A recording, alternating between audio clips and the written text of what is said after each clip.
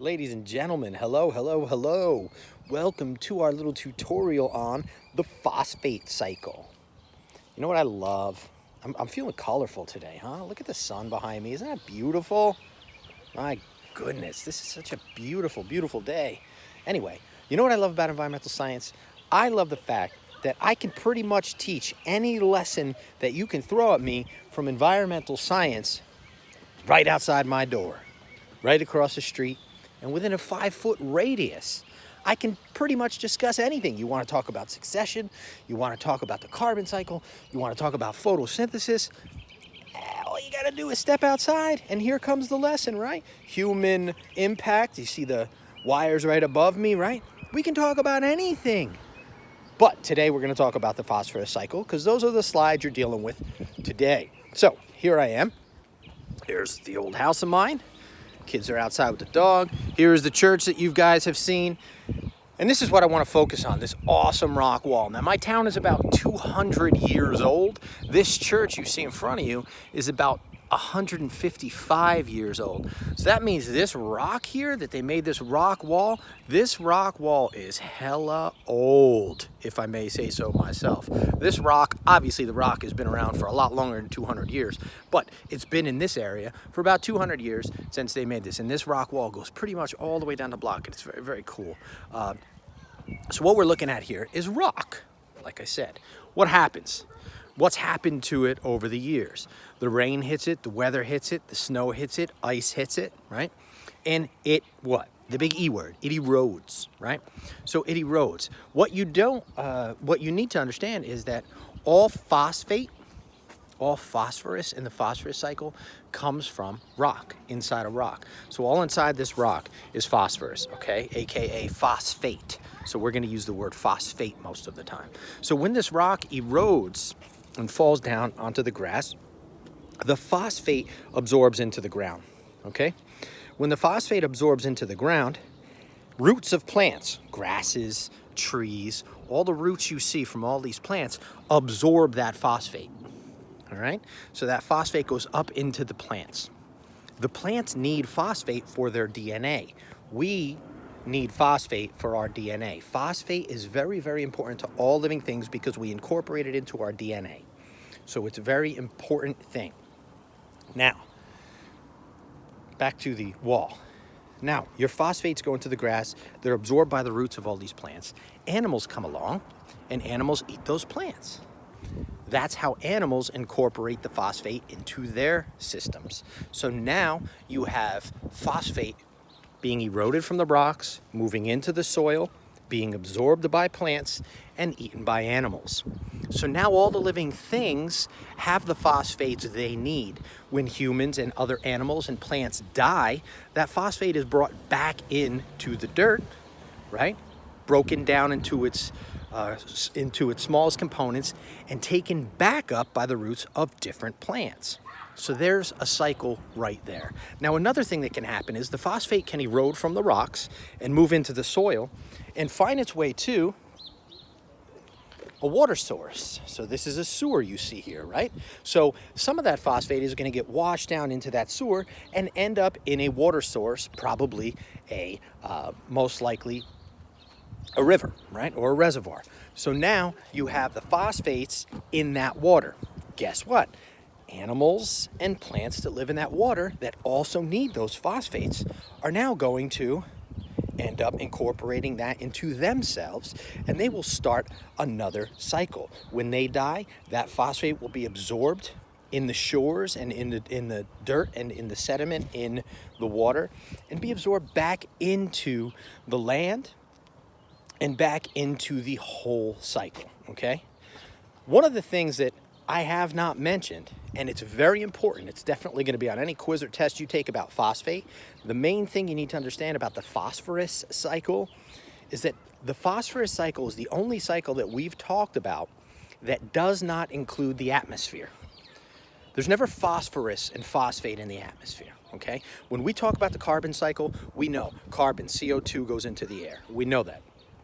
We know when we talk about the water cycle, the water vapors go into the air. When you looked at the nitrogen cycle, in the nitrogen cycle, the nitrogen is in the atmosphere. Phosphate never goes into the atmosphere. So it's a cycle, but it's the only cycle that doesn't include the atmosphere. It goes from rock, right, mountains and rock, down into soil, down into water, cycles through animals and plants, and starts over.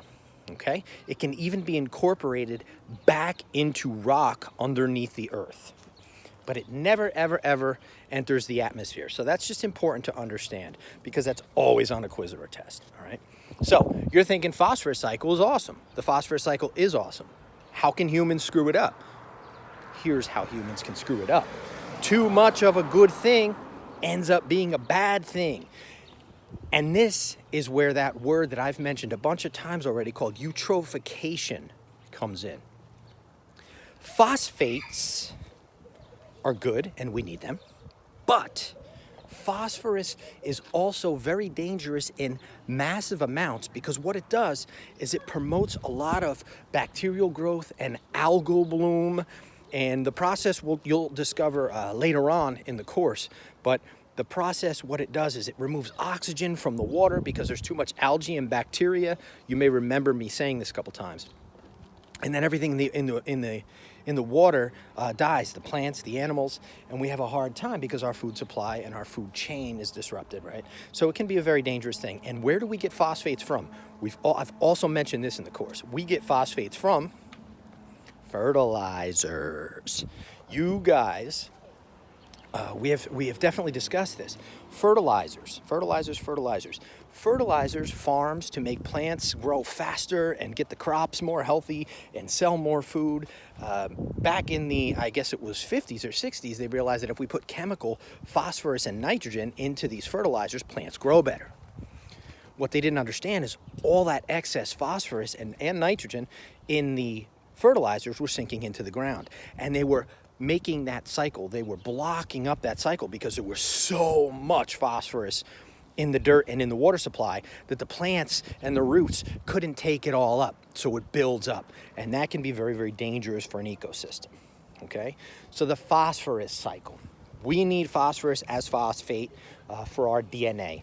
All living things, plants, animals, all living things need that phosphate. We also need carbon from the carbon cycle and nitrogen from the nitrogen cycle from DNA. If you remember back to biology, when you talked about DNA and what it was composed of, you definitely heard all of those phosphate backbone, if you remember. You also heard about nitrogen and you heard about carbon. So all that stuff is very, very important for human life. And I think it's amazing that everything that we need, everything that living things need on this planet, recycles. We are one big, huge recycling thing, this planet of ours, right?